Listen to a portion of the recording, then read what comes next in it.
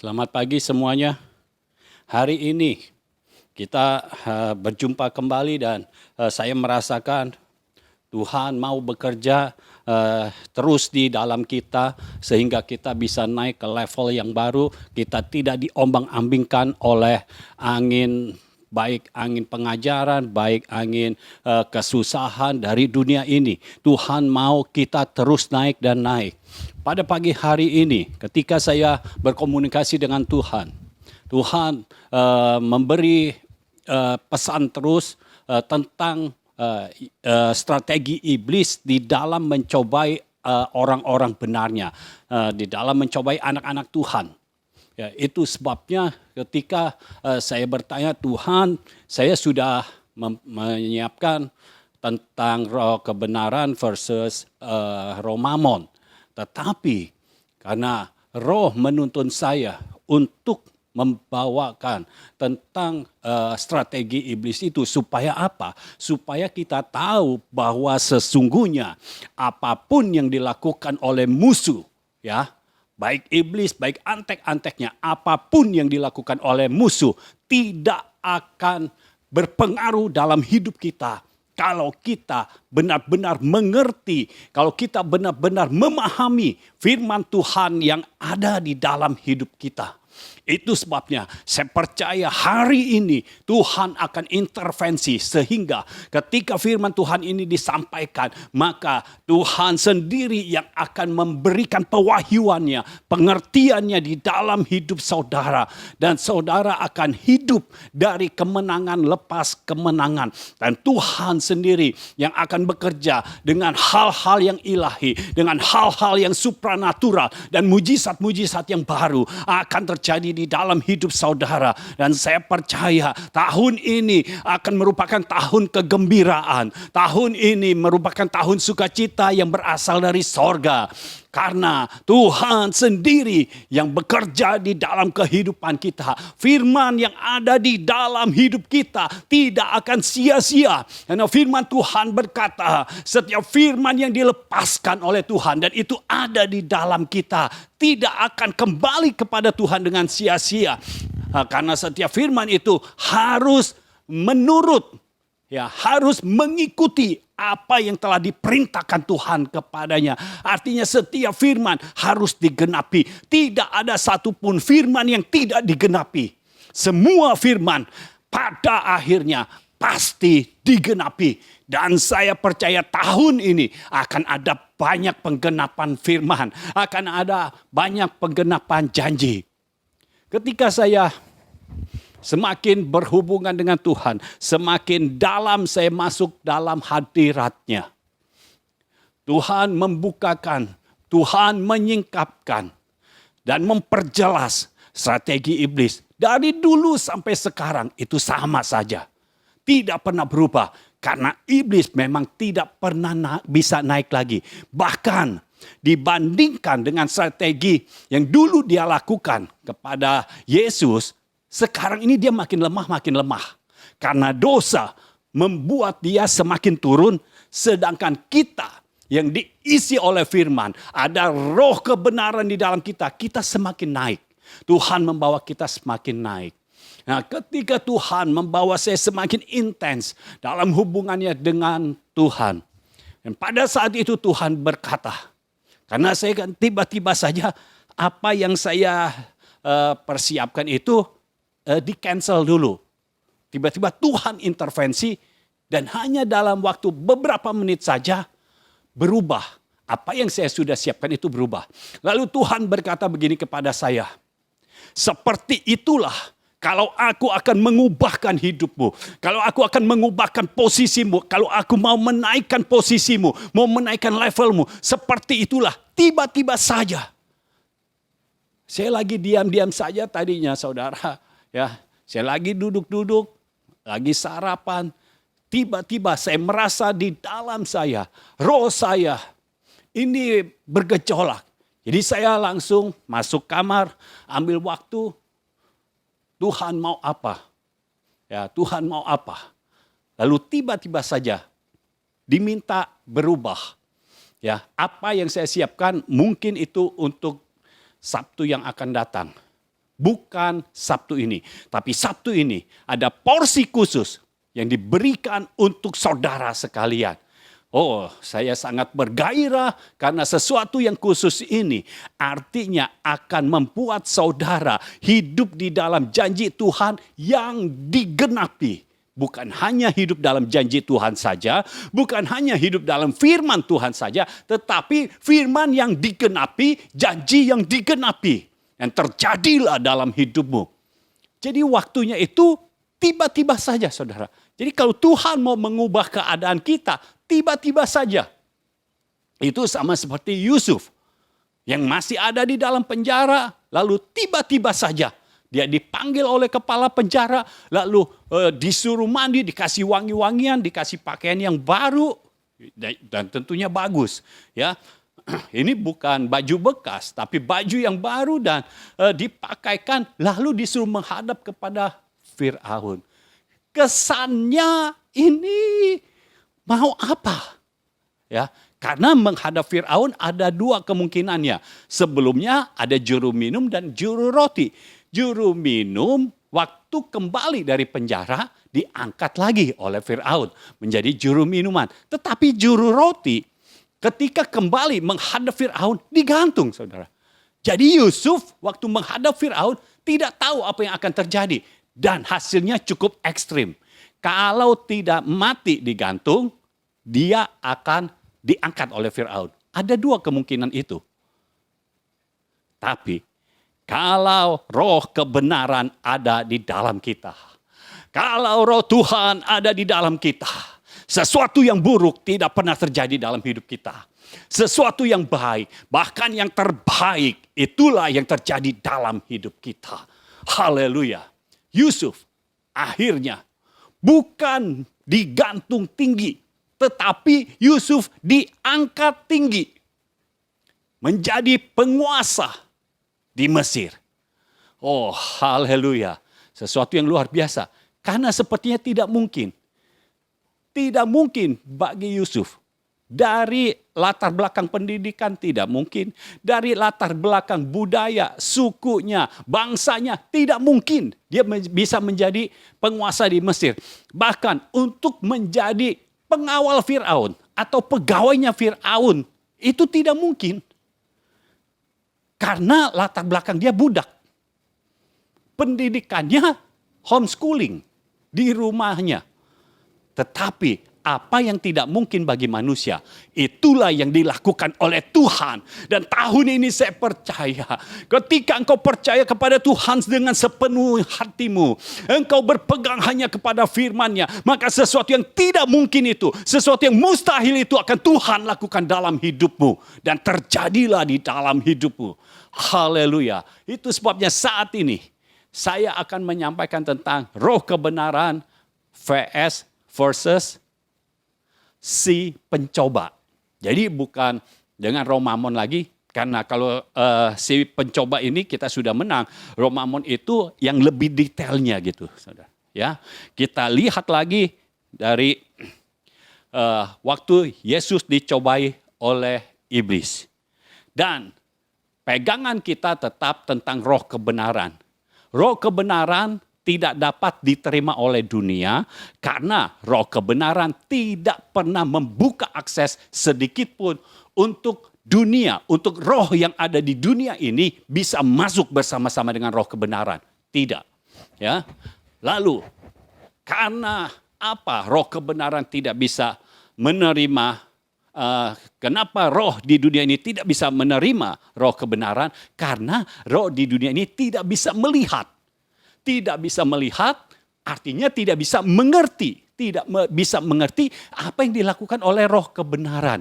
Dan ini, ya saat ini, kisah tentang Yesus dicobai oleh iblis, ini membuktikan bahwa benar-benar roh yang ada di dunia ini tidak bisa melihat, tidak bisa mengerti. Roh kebenaran ini langkah-langkahnya seperti apa, cara berpikirnya seperti apa, tidak bisa mengerti. Ya, dan yang selanjutnya, roh kebenaran tidak bisa dikenal. Jadi, iblis, padahal ini tadinya Lucifer yang ada di sorga. Tetapi Kenapa dia bisa tidak mengenali Yesus? Bukan berarti dia tidak tahu itu Yesus. Dia tahu itu Yesus. Tetapi dia seperti tidak mengenali. Padahal sama-sama dari sorga. Iblis tidak bisa mengenalinya. Kenapa? Karena dosa membuat dia berseberangan dengan roh kebenaran. Begitu dia berdosa, dia dibuang ke dunia ini. Akses tertutup. Dia tidak bisa menjangkau roh kebenaran lagi. Dia tidak bisa tahu apa yang terjadi di sorga lagi. Itu sebabnya ketika kita hidup di dalam sorga yang terbuka, iblis tidak bisa masuk ke dalam kita. Kenapa? Karena kita ada di dalam sorga. Ya, kita hidup secara lahiriah di dunia ini, tetapi secara roh kita ada di dalam sorga. Ya, ketika kita ada di dalam sorga, iblis tidak bisa masuk lagi. Karena apa? Dosa tidak bisa masuk ke dalam kerajaan sorga. Mungkin saudara berkata, tapi kan kita berdosa juga. Iya, tapi kita sudah ditebus oleh darah Yesus. Ketika ditebus, artinya dosa kita beres semua. Hutang-hutang dosa kita lunas semua. Dan kita dilayakkan, kita dibenarkan untuk masuk dalam kerajaan yang mulia. Sedangkan iblis tidak pernah ditebus. Iblis tidak pernah mengalami penebusan. Itu sebabnya dosa terus ada di dalam dia. Terus ada di dalam dia dan di dalam dia. Itu sebabnya dia semakin turun. Ya. Dan pada akhirnya dia tidak akan ada di dunia ini. Dia akan turun lagi ke bawah. Di mana ada satu tempat untuk dia akan hidup di sana selama-lamanya. Ya, jadi hari ini Tuhan mau bekerja. Saya percaya, saya sangat merasakan Tuhan itu luar biasa. Ya. Nah, sebelum saya baca Injil Matius pasal 4, di mana di situ kisah tentang Yesus yang dicobai oleh iblis, saya mau bawa saudara pada kitab Kejadian terlebih dahulu. Karena strategi iblis dari dulu sampai sekarang sama. Ya. Kitab Kejadian, saya mau saudara lihat kitab Kejadian dulu. Kejadian pasal 3 mulai ayat 1. Kita baca Kejadian 3 mulai ayat 1, adapun ular ialah yang paling cerdik dari segala binatang di darat yang dijadikan oleh Tuhan Allah. Ular itu berkata kepada perempuan itu, tentulah Allah berfirman, semua pohon dalam taman ini jangan kamu makan buahnya, bukan? Lalu sahut perempuan itu kepada ular itu, buah pohon-pohonan dalam taman ini boleh kami makan. Tetapi tentang buah pohon yang ada di tengah-tengah taman, Allah berfirman, jangan kamu makan ataupun raba buah itu, nanti kamu mati. Tetapi ular itu berkata kepada perempuan itu, sekali-kali kamu tidak akan mati. Tetapi Allah mengetahui bahwa pada waktu kamu memakannya, matamu akan terbuka dan kamu akan menjadi seperti Allah, tahu tentang yang baik dan yang jahat. Perempuan itu melihat bahwa buah pohon itu baik untuk dimakan dan sedap kelihatannya. Lagi pula pohon itu menarik hati karena memberi pengertian. Lalu ia mengambil dari buahnya dan dimakannya dan diberikannya juga kepada suaminya yang bersama-sama dengan dia. Dan suaminya pun memakannya. Jadi saudara perhatikan dari perikop ini, dari kisah ini, yang pertama, ya, ular ini menggambarkan iblis. Ya. Yang pertama, Hawa dicobai atau digoda. Pertama dari apa? Dari firman. Ya. Jadi dia strateginya bisa naik turun, tapi ya itu aja, saudara. Cuma 3 ini aja. Ya. Yang pertama itu dari firman. Dia berkata, tentulah Allah berfirman, semua pohon dalam taman ini jangan kamu makan. Ya. Nah, ini adalah firman yang menurut pandangannya sendiri atau firman yang diputar balik sendiri. Saudara hati-hati kalau saudara membaca Alkitab, saudara membaca firman Tuhan atau saudara menerima firman Tuhan, itu harus ada penyingkapan dari roh.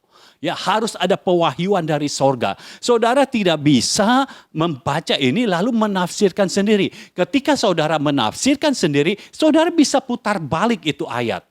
Ya, sama seperti hukum, itu bisa diputar balik begitu. Nah, iblis dia selalu melihat firman bukan dari sudut pandang Tuhan, tetapi dari sudut pandangnya sendiri. Itu sebabnya dia putar balik. Ya, dia bilang, tentunya Allah berfirman semua pohon dalam taman ini jangan kamu makan buahnya. Apakah firman Tuhan itu ada? Ya, ada. Jangan kamu makan buahnya. Tetapi bukan semuanya. Hanya satu. Ya, jadi dari satu diganti semuanya. Hanya diganti satu aja, tetapi diganti sedikit pun artinya itu bukan firman Tuhan. Artinya itu bukan firman kerajaan. Itu yang membuat kenapa hidup saudara kok sulit untuk berubah. Secara karakter sulit untuk berubah, secara materi sulit untuk berubah, secara kesehatan sulit untuk berubah. Kenapa? Firman yang engkau terima bukan firman yang tersingkap. Tapi firman yang dilihat dari kacamata manusia. Ya, dari sudut pandang manusia. Punya penafsiran sendiri. Itu sebabnya yang kau terima firmannya tidak utuh. Bukan firman kerajaan. Tetapi firman dari sudut pandang manusia. Ya, lihat itu diganti. Pertama tentang firman ini, kita bersyukur Hawa itu tahu firman yang benar. Bukan seperti itu firmannya. Firmannya adalah justru semuanya boleh dimakan. Hanya satu yang tidak boleh, yaitu buah dari pohon pengetahuan yang baik dan yang jahat. Cuma itu. Jadi Hawa tahu firman. Tetapi yang menjadi masalah, firman itu tidak dihidupi benar-benar oleh Hawa. Sehingga bisa goyah. Kalau saudara memegang firman kuat-kuat, saudara tidak akan goyah. Ya, Hawa saat itu memegang firman tidak cukup kuat. Ya, itu sebabnya saudara perlu untuk memegang firman kuat-kuat. Supaya saudara tidak bisa ditipu lagi oleh iblis. Karena segala sesuatu yang terjadi dalam hidupmu, ya engkau bisa mengalami kesusahan, mengalami ketakutan, kekhawatiran. Itu semua karena pihak ketiga ini. Karena iblis yang bekerja. Lalu engkau punya celah. Sehingga dia bisa masuk. Nah, Hawa tahu tentang firman. Jadi dalam hal ini Hawa sepertinya menang. Tetapi yang jadi masalah, Hawa bisa digoda, bisa digoyahkan. Ya, pegang firmannya itu bisa digoyahkan.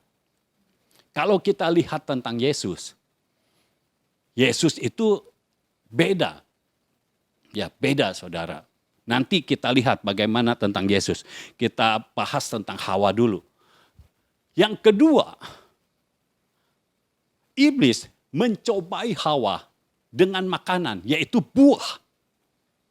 Ya, buah. Buah dari pohon pengetahuan yang baik dan jahat ini. Ini yang dilarang. Dan ini yang dicobai. Makanan. Dan ketika ini dicobai, Hawa mulai makin goyah. Ya. Lalu yang ketiga, iblis itu mencobai Hawa dengan apa? Kekuasaan. Kalau Hawa makan buah ini, dia punya kuasa yang sama seperti Allah. Dia akan mengetahui sama seperti Allah mengetahui. Saudara perhatikan, ketika dikatakan bisa menjadi seperti Allah, Hawa pun tidak tergoda. Karena kalau saudara baca ayatnya, ayat yang ke-6, perempuan itu melihat, Hawa melihat bahwa buah pohon itu baik untuk dimakan dan sedap kelihatannya. Jadi kenapa perempuan ini, kenapa Hawa mau memetik buah dari pohon pengetahuan yang baik dan yang jahat? Karena buah itu baik untuk dimakan. Jadi waktu dia lihat, hati-hati dengan mata saudara, ketika saudara melihat sesuatu yang tadinya saudara tidak begitu hiraukan, tapi karena dilihat terus, itu masuk dalam pikiran. Itu yang terjadi pada Hawa. Begitu masuk dalam pikiran, langsung ingin mencicipi. Dia langsung melihat, ini buahnya baik. Maksudnya ini buahnya bagus. Bukannya jelek. Ini bagus, kelihatannya ini bagus. Dan semakin dilihat, yang tadinya hanya luarnya saja bagus, semakin dilihat langsung berpikir, ini kayaknya ini enak nih, lezat, sedap kelihatannya. Ini enak. Itu sebabnya dia bisa ambil. Selanjutnya kan dikatakan, lagi pula pohon itu menarik hati karena memberi pengertian. Artinya itu cuma alasan tambahan. Yang paling utama adalah ini menarik buahnya dan kelihatannya sedap. Kalau dimakan nih enak. Kan buah di sini banyak nih, udah dimakan. Nah yang satu ini kan belum pernah, karena ini dilarang. Lalu kalau buah ini memberi pengertian, bukankah itu lebih enak lagi? Lalu dia ambil. Jadi saudara, ketika dicobai untuk Hawa berkuasa, dia tidak ada keinginan untuk berkuasa. Jadi secara materi dia tidak ada keinginan untuk apa-apa. Apakah dia mau jadi orang yang berpengaruh? Enggak. Dia cuma lihat ini benar-benar alasannya sangat pribadi sekali. Karena melihat buah itu menarik dan enak kalau dimakan. Jadi dia petik dan dia makan bersama-sama dengan suaminya yang ada di situ. Saudara lihat, keinginan untuk menjadi sama seperti Allah adalah keinginan iblis. Tetapi Hawa tidak tergoda. Jadi secara materi, secara pengaruh, secara kekuasaan, ini Hawa tidak tergoda. Dari firman Tuhan, Hawa tahu firman. Tetapi begitu soal makanan, jatuh. Saudara harus tahu, 3 hal ini akan terus dicoba oleh iblis dalam hidupmu. Itu sebabnya kalau Hawa pernah jatuh soal makanan, saudara hati-hati terhadap makanan. Tidak semua makanan harus dimakan. Tidak semua orang kalau memberikan kita makanan harus kita makan. Saudara harus tahu mana yang baik menurut ukuran Tuhan, bukan menurut ukuran saudara. Karena kalau menurut ukuran saudara, patokannya adalah dilihatnya ini enak enggak, ya. Terus bagus enggak tampilannya? Kalau bagus terus kelihatannya enak, dimakan. Tapi kalau dari ukuran sorga, itu yang dilihat apakah makanan ini akan memberikan kekuatan bagi kita. Atau apakah makanan ini akan membuat tubuh kita malah jadi tidak enak. Ya, apakah membuat semua darah yang di dalam kita itu menjadi baik, atau apakah malah membuat semuanya jadi naik. Jadi bukan level kita yang naik, tapi kolesterolnya yang naik, ya, gula darahnya yang naik, asam uratnya yang naik. Nah, kita lihat seperti itu. Ya, ukurannya adalah dari Tuhan. Jadi hati-hati dengan keinginan hatimu, dengan pandanganmu terhadap makanan. Ya, itu sebabnya kalau saudara lihat di dalam Matius pasal 4, iblis mencobai Yesus pertama-tama dengan makanan. Jadi iblis mau langsung menang nih ceritanya saudara. Karena Hawa dari 3 hal itu, Hawa jatuhnya soal makanan. Itu sebabnya iblis mencobai Yesus pertama-tama dengan makanan. Apalagi dilihat waktunya ini sangat tepat. Sangat tepat maksudnya apa? Karena Yesus baru aja selesai berpuasa, lapar. Nah, kalau lapar diberikan makanan, wow. Jadi saudara yang berpuasa ingat, kalau buka puasa jangan kalap. Ya, jangan langsung, waduh udah lapar nih, makan sebanyak-banyaknya. Nggak, tenang-tenang aja. Ya, Saudara harus tahu bagaimana cara mengendalikan diri terhadap makanan. Belajar dari Yesus, karena Yesus adalah pola kita. Nah, kita lihat ayat yang pertama dari Matius pasal 4. Maka Yesus dibawa oleh roh ke padang gurun untuk dicobai iblis.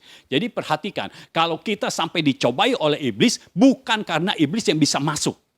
Tetapi karena roh membawa kita. Roh sengaja buka untuk bisa dicobai. Tujuannya apa? Untuk membuktikan kepada iblis. Ya, tujuan kenapa Yesus dibawa oleh roh ke padang gurun. Karena pada saat itu iblis karena diturunkan ke dunia ini, dia jadi penguasa dunia ini. Itu sebabnya Yesus harus menyatakan diri bahwa sekarang penguasa yang sesungguhnya sudah datang. Sudah hadir. Ya. Itu sebabnya iblis mulai mencobai seperti dia mencobai Hawa, tapi kali ini dia mau udah langsung sekali langsung jatuh gitu ya.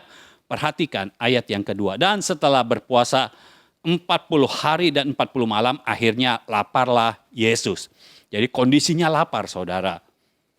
Apakah iblis tahu lapar? Ya, iblis cuma lihat, oh Yesus puasa. Kalau habis puasa lapar, karena nggak makan kan kalau puasa. Lalu yang ketiga, lalu datanglah si pencoba itu. Nah, dimulailah sekarang roh kebenaran yang ada di dalam Yesus melawan si pencoba itu. Datanglah si pencoba itu dan berkata kepadanya, jika engkau anak Allah, perintahkanlah supaya batu-batu ini menjadi roti. Nah, saudara, sepertinya ayat ini enteng aja. Jikalau engkau anak Allah, perintahkanlah supaya batu-batu ini menjadi roti.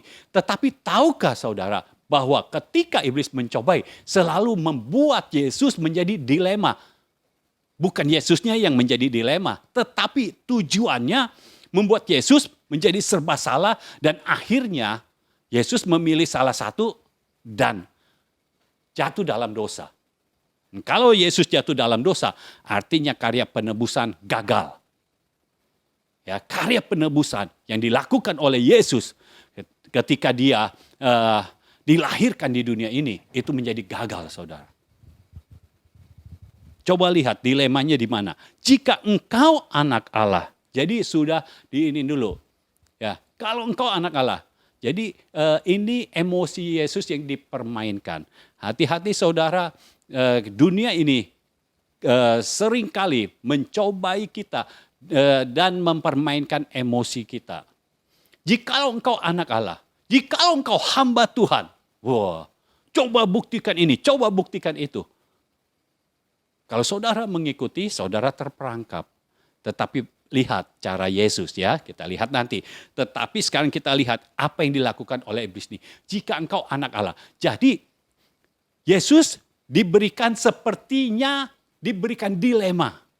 Walaupun Yesusnya tidak dilema. Tetapi sepertinya ada dilema di situ. Pertama, kalau Yesus tidak memerintahkan batu-batu itu menjadi roti, jadi dipertanyakan, katanya anak Allah kan berkuasa. Kok tidak bisa memerintahkan mengubah batu-batu ini menjadi roti? Kok tidak bisa? Saudara harus tahu. Ya, jawaban Yesus ada di sini. Tetapi Yesus menjawab juga di dalam kehidupannya. Yesus menjawab ketika ada 5.000 orang laki-laki. Itu hanya dari 5 roti dan 2 ikan, itu bisa memberi makan 5.000 laki-laki. Jadi belum wanita dan anak-anak, jadi kira-kira 20 ribuan. Kalau ditambah wanita dan anak-anak. Bukan hanya dari batu, tetapi dari yang tidak ada menjadi ada. Dari yang sedikit menjadi banyak. Jadi Yesus sudah membuktikan di situ bahwa Yesus bisa. Tapi pada saat dicobai, kalau Yesus tidak melakukannya, memerintahkan batu-batu itu menjadi roti, jadi dianggap kok anak Allah tidak berkuasa. Lalu, kalau dia memerintahkan batu-batu itu menjadi roti, artinya Yesus mengikuti perintah iblis. Nah, ketika Yesus mengikuti perintah iblis, artinya Yesus jatuh dalam dosa. Karya penebusan gagal. Saudara dan saya tidak pernah akan bisa ditebus. Dan kita akan jadi sama seperti orang-orang Israel zaman dulu. Kalau kita bersalah, kita harus cari daging binatang. Kita harus cari binatang yang benar-benar tanpa celah. Yang masih bagus. Dan kita tahu harga binatang sekarang mahal. Ya, jadi harus dipersembahkan. Tiap kali salah harus dipersembahkan. Lalu kita mau berapa kali mempersembahkan korban. Tetapi kita bersyukur kepada Tuhan. Yesus menang atas iblis. Ketika dicobai dalam hal makanan ini. Iblis berpikir, serba salah. Kalau tidak memerintahkan batu menjadi roti, dianggap nggak punya kuasa. Jadi nanti dunia mempertanyakan loh. Lalu yang kedua, kalau memerintahkan batu menjadi roti, ikut iblis. Ikut iblis artinya jatuh dalam dosa. Dua pilihan yang tidak enak sepertinya. Tapi lihat, roh kebenaran selalu menuntun untuk kita mengambil langkah-langkah yang tepat dan jawaban yang tepat. Tetapi Yesus menjawab ayat keempat, ada tertulis, manusia hidup bukan dari roti saja, tetapi dari setiap firman yang keluar dari mulut Allah. Jadi iblis ini tidak mengenali, tidak mengerti, tidak bisa melihat roh kebenaran yang ada di dalam Yesus. Dia tidak bisa mengerti langkah apa, cara berpikirnya seperti apa, dan apa yang ada di dalam Yesus. Tidak bisa. Jadi saudara perhatikan bahwa iblis itu tidak bisa mengetahui apa yang ada di dalam kita, cara berpikir kita, langkah-langkah kita. Dia tidak mengerti. Karena apa? Karena kita dikuasai oleh roh kebenaran. Kalau kita yang menguasai diri kita sendiri, itu sudah kebaca semua. Tapi karena roh kebenaran yang menuntun kita, maka iblis tidak bisa membacanya. Ketika Yesus berkata, manusia hidup bukan dari roti saja, tetapi dari setiap firman yang keluar dari mulut Allah. Maka secara otomatis pencobaan yang dikirimkan oleh iblis berhenti. Karena kalau memerintahkan batu menjadi roti, ya manusia hidup bukan dari roti saja. Jadi artinya kalau ada firman dan Yesus adalah firman yang menjadi manusia. Ini berhadapan dengan firman sendiri. Jadi kalau kita hidup dari firman, iblis jadi nggak bisa apa-apa. Loh, artinya ya udah, nggak usah perintahkan batu menjadi roti pun tidak apa-apa. Jadi dalam hal ini, Yesus menang telak. Itu sebabnya iblis nggak berlama-lama di pencobaan yang pertama, dia langsung coba lagi yang kedua. Yang kedua, kemudian iblis membawanya ke kota suci dan menempatkan dia di bubungan bait Allah, lalu berkata kepadanya, jika engkau anak Allah, jatuhkanlah dirimu ke bawah, sebab ada tertulis mengenai engkau, ia akan memerintahkan malaikat-malaikatnya, dan mereka akan menatang engkau di atas tangannya, supaya kakimu jangan terantuk kepada batu. Saudara, sekarang soal firman. Jadi ada firman, nah kalau mau tahu ini firmannya ambil dari mana? Iblis ambil dari Mazmur. Mazmur 91 ayat 11 dan ayat 12. Sebab malaikat-malaikatnya akan diperintahkannya kepadamu untuk menjaga engkau di segala jalanmu. Mereka akan menatang engkau di atas tangannya supaya kakimu jangan terantuk kepada batu. Jadi saudara kalau perhatikan, ini ada ayat firman, ya. Yesus disuruh jatuhkan dirimu ke bawah karena kan malaikat katanya menatang. Ini firman loh, kan firman berkuasa, firman pasti digenapi. Jadi kalau engkau menjatuhkan diri, pasti firman digenapi. Engkau akan dipegang oleh malaikat. Itu dilemanya yang iblis lancarkan itu seperti Yesus kalau tidak menjatuhkan diri seperti tidak percaya kepada kuasa firman. Tetapi kalau dia menjatuhkan diri, dia mengikuti perintah iblis. artinya jatuh dalam dosa. Dua-duanya jatuh dalam dosa, saudara. Kalau jatuh dalam dosa, artinya karya penebusan gagal. Jadi sejak awal memang iblis mau menggagalkan karya penebusan. Ingat pertama-tama iblis memakai Herodes untuk membunuh bayi-bayi yang lahir. Ya, dari umur 2 tahun ke bawah dibunuh semuanya. Supaya Yesus, walaupun dia tidak tahu di mana, supaya Yesus akhirnya dibunuh. Lalu sekarang ketika berjumpa dengan Yesus, karya penebusan mau digagalkan lagi. Ya. Jadi ini tentang kuasa firman. Tetapi Yesus menjawab dengan telak sekali. Sekali lagi, iblis tidak bisa melihat. Saudara sudah bisa melihat kan? Iblis tidak bisa melihat dan tidak bisa mengerti apa yang ada di dalam Yesus dan apa yang akan Yesus lakukan. Yesus berkata kepadanya, ada pula tertulis, janganlah engkau mencobai Tuhan Allahmu. Jadi kenapa kalau Yesus menjatuhkan diri, itu dibilang mencobai Tuhan? Karena firman Tuhan tentang yang malaikat akan menjaga engkau, akan menatang tanganmu, itu tidak datang dari Bapa di sorga kepada Yesus. Tapi datangnya dari iblis. Jadi kalau Yesus mengikuti apa yang dikatakan oleh iblis, itu salah. Karena perintahnya harus dari Bapa. Itu sebabnya Yesus berkata, jangan engkau mencobai Tuhan Allahmu. Firman dibalas dengan firman. Ya, itu ada di dalam Ulangan pasal 6 ayat 16. Jangan kamu mencobai Tuhan Allahmu seperti kamu mencobai Dia di masa.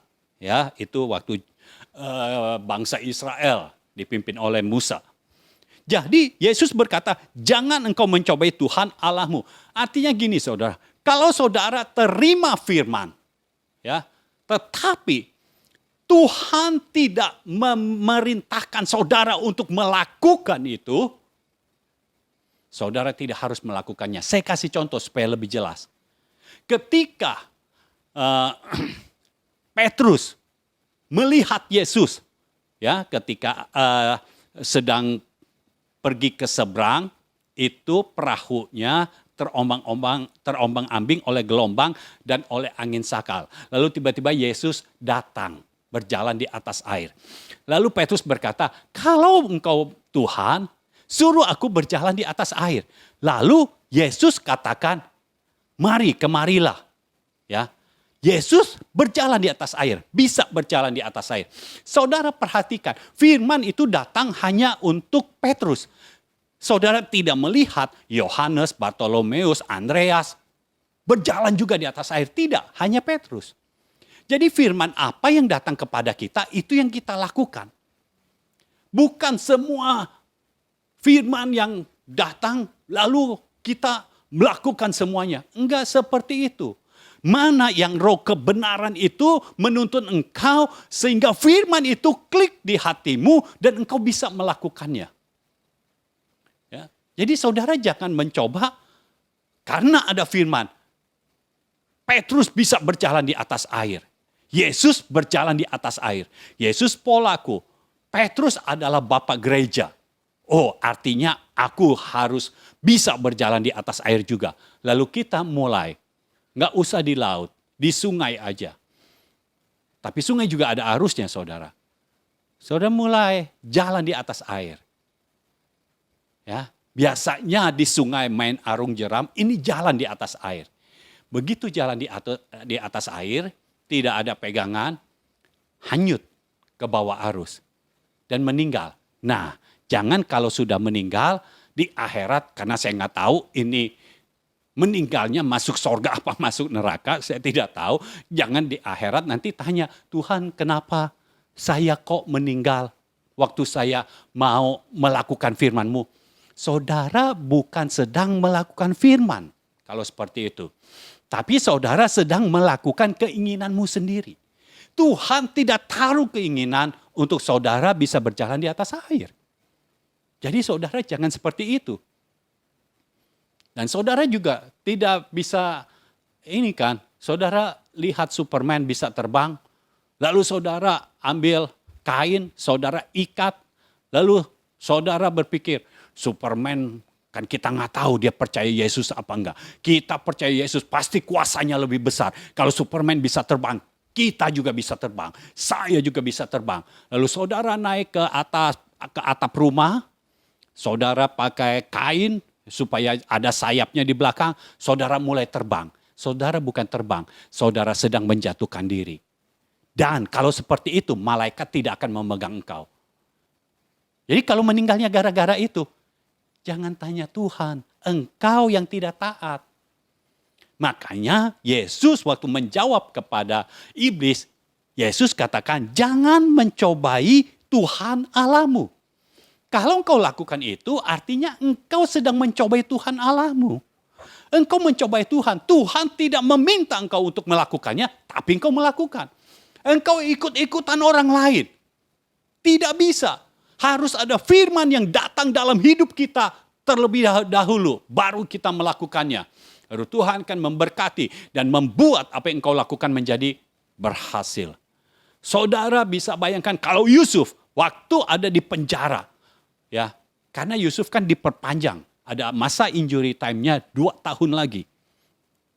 Kalau Yusuf pada saat itu memaksa, dia keluar dari penjara dengan caranya sendiri. Karena dia merasa, kan dia udah dapat mimpi. Dia berkuasa. Dia terobos. Semua pintu penjara dia terobos. Apalagi dia akan jadi kesayangan kepala penjara. Kunci-kunci ada di tangan dia. Dia mulai keluar. Begitu dia keluar saudara, dia bukan jadi penguasa, dia akan jadi narapidana lagi. Dan kemungkinan besar dia akan dihukum seumur hidupnya. Dan mungkin juga bukan di penjara seumur hidup, langsung dihukum gantung. Tanpa tahu masalahnya apa. Jadi kita harus tahu langkah kita itu harus dituntun oleh roh kebenaran. Bukan ditentukan oleh kita sendiri. Karena kalau ditentukan oleh kita sendiri, artinya kita mencobai Tuhan Allah kita. Berarti kita perlu dong dikuasai oleh roh kebenaran. Iya memang perlu. Itu sebabnya saudara harus bisa memahami ini. Kita pertama-tama itu menerima Yesus. Ketika kita menerima Yesus, kita langsung menerima Roh Kristus. Lalu Yesus sudah berkata, ketika dia naik ke sorga, dia akan minta supaya Bapa mengirimkan penolong yang lain, yaitu roh kebenaran, roh kudus, roh kebenaran yang diberikan kepada kita. Kita harus dipenuhi oleh roh kudus. Itu awal kita masuk dalam hal-hal yang ilahi, hal-hal yang supranatural. Kita dipenuhi oleh Roh Kudus, lalu kita mulai belajar, dipimpin dan dituntun oleh Roh Kudus. Ya, oleh roh kebenaran ini, sehingga langkah-langkah kita sesuai dengan apa yang Tuhan mau. Kalau kita terus dituntun dan dipimpin oleh roh kebenaran, maka pada satu titik kita akan dikuasai oleh roh kebenaran. Pada saat kita dikuasai oleh roh kebenaran, maka kita bisa sama seperti Yohanes ketika dibawa naik ke sorga. Kita bisa dibawa naik oleh Tuhan. Kita jadi tahu sudut pandang Tuhan seperti apa. Jadi langkah-langkah kita tidak akan salah. Itu sebabnya perhatikan langkah-langkahnya. Dan saudara kalau sudah dikuasai oleh roh kebenaran, itu bukan mengikat saudara supaya saudara tidak bebas. Justru itu membebaskan saudara dari semua dosa-dosa, dari semua panah-panah api dari si jahat. Ketika engkau berjalan sesuai dengan tuntunan roh, engkau dikuasai oleh roh kebenaran. Sehingga firman ada di dalam hidupmu sampai banyak begitu. Maka firman ini yang akan memagari hidupmu sehingga setiap panah api dari si jahat itu akan runtuh sebelum menyentuh engkau. Tuhan bekerja di tengah-tengah kita. Saya berdoa supaya saudara disingkapkan lebih lagi. Lihat yang ketiga. Ini sama saudara. Hawa dicobai dengan firman, dengan makanan, lalu dengan kekuasaan. Ya, kekuasaan itu pengaruh artinya. Dan kalau kita tahu dunia ini, uang itu memiliki pengaruh. Jadi artinya iblis akan mencobai dengan uang atau kekuasaan atau pengaruh. Karena kalau uang banyak itu bisa jadi orang yang berpengaruh. Siapa yang punya uang banyak, dia lebih berkuasa. Itu menurut catatan dunia. Catatan sorga tidak seperti itu. Catatan sorga, siapa yang hidup dikuasai oleh roh, itulah yang akan lebih berpengaruh. Ya, karena orang-orang yang seperti inilah yang bisa mempengaruhi kota, yang bisa mempengaruhi masa depan bangsa. Orang-orang yang seperti inilah yang akan dibangkitkan oleh Tuhan. Dan saya bisa merasakan Tuhan sedang membangkitkan orang-orang benarnya saat ini. Supaya menanggalkan semua kedagingannya untuk belajar hidup di dalam roh. Dan pada akhirnya dikuasai oleh roh. Haleluya. Perhatikan yang ketiga ini. Dan iblis membawanya pula ke atas gunung yang sangat tinggi dan memperlihatkan kepadanya semua kerajaan dunia dengan kemegahannya. Artinya itu soal materi, soal kekuasaan, soal pengaruh. Ya, karena itu semua kerajaan dunia dengan kemegahannya. Dan berkata kepadanya, semua itu akan kuberikan kepadamu jika engkau sujud menyembah aku. Saudara tahu, pencobaan yang ketiga ini, saya pas baca, ini adalah serangan yang hopeless dari iblis. Dia udah hopeless, serangan pertama, serangan kedua gagal total. Itu sebabnya yang ketiga udah langsung aja dah. Dia kasih semuanya kalau menyembah dia. Nah, saudara lihat di sini ini udah bukan masalah dilema lagi. Ya, karena iblisnya sudah hopeless. Oh, saya berharap kalau iblis menghadapi saudara juga satu titik dia hopeless. Dan lihat apa yang dikatakan oleh Yesus yang ayat ke-10, maka berkatalah Yesus kepadanya, "Enyahlah iblis, sebab ada tertulis engkau harus menyembah Tuhan Allahmu dan hanya kepada Dia sajalah engkau berbakti." Jadi saudara, kenapa Yesus mengusir iblis? Pertama, memang iblis ketika dia diturunkan ke dunia, dia menjadi penguasa dari dunia ini. Tetapi ketika Yesus lahir, penguasa dunia sudah beralih ke pemilik yang sebenarnya. Ya, penguasa dunia bukan iblis lagi. Karena kita harus tahu, langit, bumi, laut dan segala isinya, itu diciptakan Tuhan. Kejadian 1 ayat 1. Itu diciptakan. Lalu iblis bisa mengaku-ngaku sebagai pemiliknya. Karena ketika dia berkata kepada Tuhan, semua itu, semua yang ada di dunia ini, semua kekuasaan, semua pengaruh, semua materi yang ada di dunia ini akan kuberikan kepadamu. Artinya kan dia mengaku-ngaku sebagai pemiliknya. Ini kan sama seperti Raja Sodom. Ya, bilang yang aku punya itu untuk engkau saja Abraham. Tapi orang-orangmu menjadi milikku. Padahal pada saat itu Abraham yang merebut harta yang Raja Sodom punya itu dari Kedorlaomer. Artinya itu sebenarnya milik Abraham. Raja Sodom mengaku-ngaku. Ya, hati-hati saudara menghadapi Raja Sodom. Itu sama seperti engkau sedang dicobai oleh iblis. Nah, Yesus ketika dicobai, ini yang ketiga, iblis ini udah mengaku-ngaku. Padahal pemilik yang sah adalah Tuhan. Jadi Yesus di situ memberitahu, membuktikan bahwa yang punya ini semua adalah Tuhan. Yesus sendiri yang sudah dilahirkan, ini adalah pemilik sahnya, pemilik resminya. Itu sebabnya Yesus katakan, enyahlah iblis. Diusir. Menyatakan apa? Yesus membuktikan bahwa dia berkuasa. Yang dari pencobaan yang pertama, yang kedua, kok sepertinya Yesus nggak punya kuasa. Yesus membuktikan dia punya kuasa, dia punya otoritas. Itu sebabnya dia katakan, enyahlah iblis. Dan dijawab dengan firman Tuhan lagi oleh Yesus. Sebab ada tertulis, engkau harus menyembah Tuhan Allahmu dan hanya kepada Dia sajalah engkau berbakti. Saudara harus tahu, hidup ini adalah pengabdian. Kepada siapa engkau mengabdi, itulah engkau berbakti, itulah engkau menyembah. Disitulah engkau berbakti, disitulah engkau menyembah. Ketika engkau mengabdi kepada uang, kepada mamon, artinya engkau sedang berbakti kepada mamon. Engkau sedang mengabdi kepada mamon. Tapi kalau kita punya kecenderungan hati hanya untuk Tuhan dan penggenapan rencananya, maka kita mengabdi kepada Tuhan.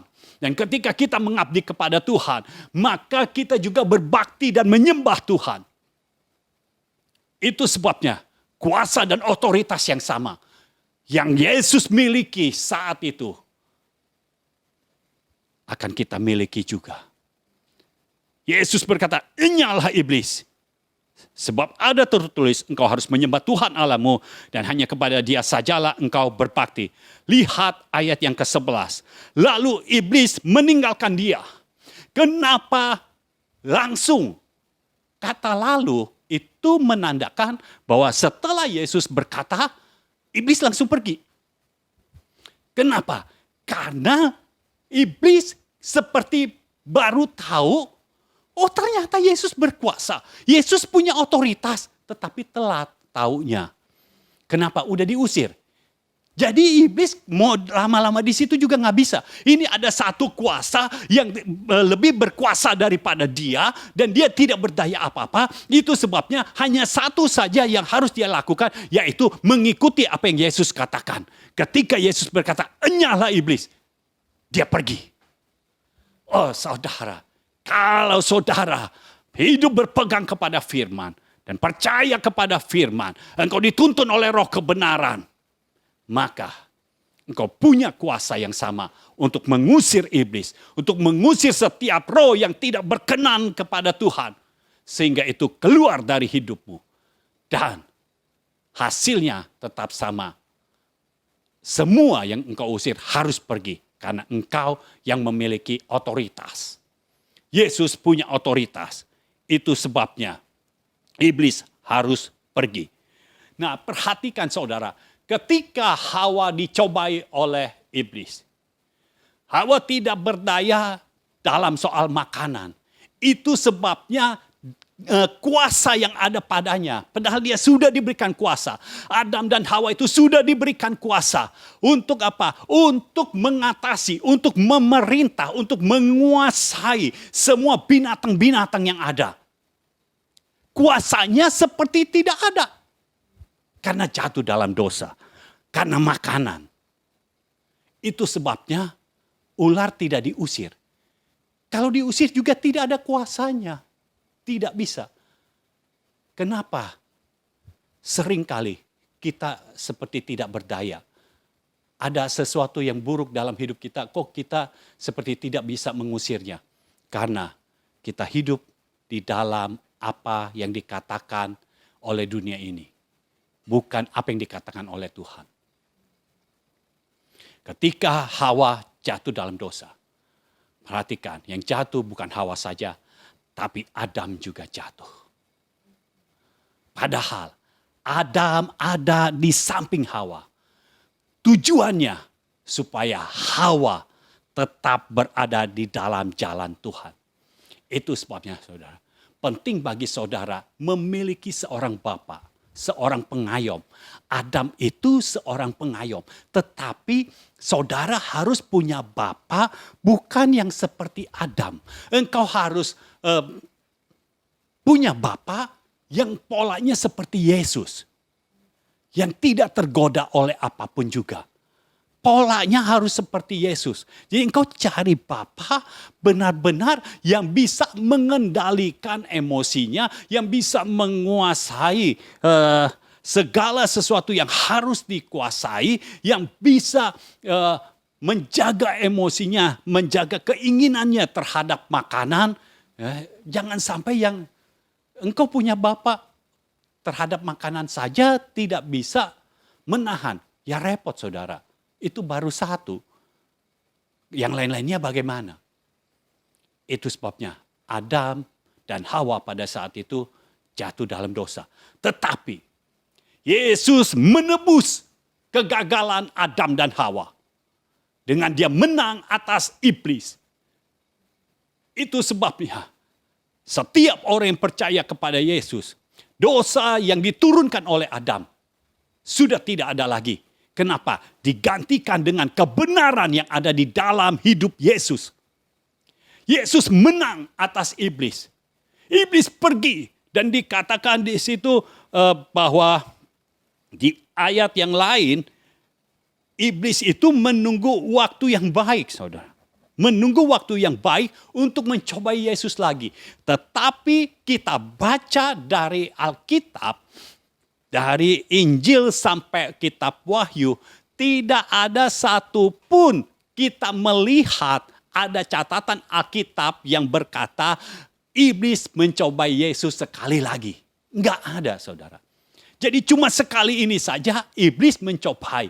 Kenapa? Karena dia menunggu hari yang baik. Dan dengar, hari yang baik itu bukan milik iblis. Hari yang baik itu milik Tuhan. Hari yang baik itu milik orang-orang percaya. Itu sebabnya saya percaya hari-hari yang baik, bahkan yang terbaik sedang datang dalam hidupmu. Dan lihatlah apa yang terjadi. Ayat 11 berkata, lalu iblis meninggalkan dia. Iblis meninggalkan Yesus. Dan lihatlah saudara. Lihatlah apa yang Bapa di sorga lakukan untuk engkau. Lihatlah malaikat-malaikat datang melayani Yesus. Ini tahun di mana Bapa di sorga mengutus para malaikatnya juga untuk melayani kita.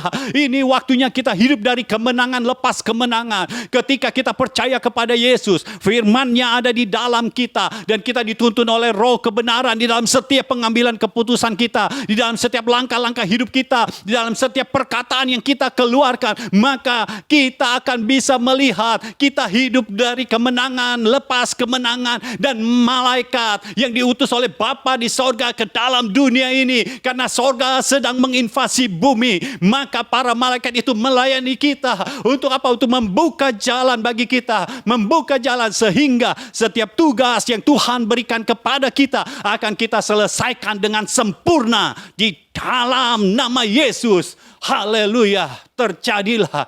Itu sebabnya saya percaya tahun ini Tuhan akan memberikan segala resources yang kita perlukan untuk kita bisa menyelesaikan tugas dengan baik dan sempurna. Karena Tuhan sendiri yang telah memberikan firman-Nya, dan firman-Nya akan digenapi. Saya percaya ini waktunya. Jangan sampai saudara melewatkan waktu ini. Tahun ini biarlah menjadi tahun kegirangan bagi engkau. Tahun ini biarlah menjadi tahun sukacita yang permanen di dalam engkau. Di dalam nama Yesus. Inilah waktunya engkau meraih segala janji-janji Tuhan. Segala firman dan penggenapannya. Engkau meraih persediaan sorga. Di dalam nama Yesus saya percaya masing-masing kita sudah memiliki persediaan sorga. Dan sekarang persediaan sorga itu sedang dicurahkan dalam hidup kita sebagai orang-orang benarnya. Oh, terailah itu di dalam nama Yesus. Terima itu di dalam nama Yesus. Kita sudah menang. Jangan mau ditipu lagi oleh iblis. Kita sudah menang dan kita hidup dari kemenangan kepada kemenangan yang selanjutnya. Tuhan, terima kasih untuk firman-Mu ini. Biar ini terus bekerja dalam hidup kami. Menyatakan kuasa-Mu di tengah-tengah kami. Terima kasih Bapa. Biar firman-Mu menjadi nyata.